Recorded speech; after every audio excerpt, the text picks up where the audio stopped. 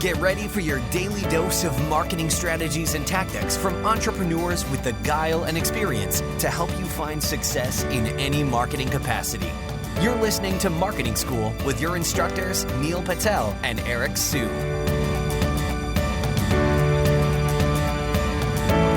Welcome to another episode of Marketing School. I'm Eric Su. And I'm Neil Patel.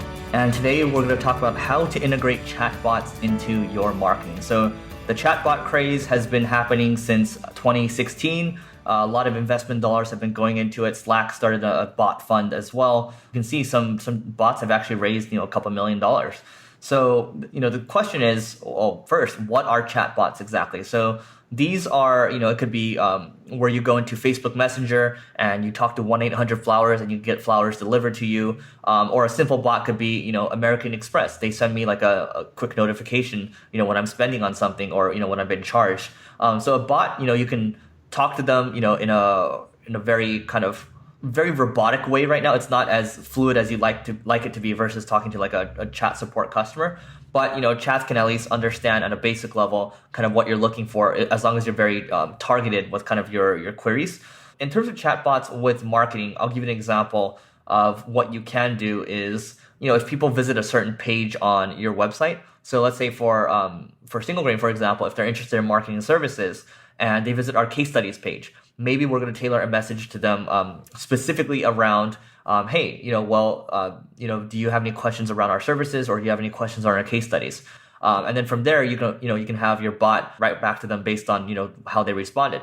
Or, you can have probably the best version of this right now, asking them a very tailored question towards the page that they visited, and then having a real person jump in and start answering there. So that's how I'd recommend it, because we've gotten, great leads from, companies like Procter & Gamble, because we've had that little intercom bot sitting there. But it's not a 100% kind of automated bot, which is what people I think are looking for. I don't think we're there yet. So I think a human element still has to be there. Yeah, without the human element, it doesn't work as well from everything that we've tested. And it's just about being very meticulous on what you type within the chat, how you follow up. I even tried outsourcing it to the Philippines to see if I can get great results. There's nothing wrong with the Philippines. The person we hired wasn't qualified enough, and the results sucked. So unless you have someone who's, let's say, in sales or marketing, or who can really help nurture the person, think of like an email sequence when you're chatting with someone. Chatbots are great. They can do a lot of stuff automated, but manually you also need to start nurturing and engaging with the person to really figure out where they want to be and what they need to just try and sell them and convert them into a paying customer. Great. And from my end, I'll add, if you go to chatfuel.com, this is something a lot of people in the bot community have been talking about. And if you're really interested in bots, I think there's a Facebook group called Bots, literally, and that's where all the bot people are hanging out. I see what the developers are talking about. I see new developments there. It does feel like things have slowed down a little bit, but using a tool like Chatfuel will allow you to build a Facebook bot without coding. So it's saying, I'm looking at the site right now, it says, launch a full-featured chatbot in 7 minutes. So you can basically draft something up and you can create an AI, I'm air quoting right here, and you can create an AI chatbot to suit your needs. So I still think we're in the very early days right now. Sometimes a bot is going to fail. You can't really talk to it like a human being.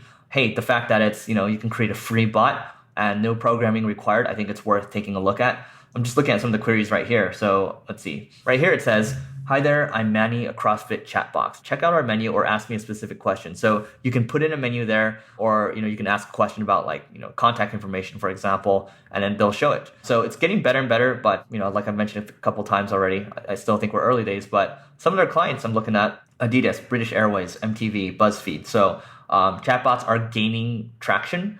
So I do recommend at least exploring it at a cursory level. But Neil, anything else to add before we hop off? Yeah, the biggest thing is no matter what you do with the chat box, if it's not showing to people at the right time, it doesn't work. So make sure you're using one that's a bit more aggressive, like the intercoms, the drifts. They may have like the noise when you go to a different tab.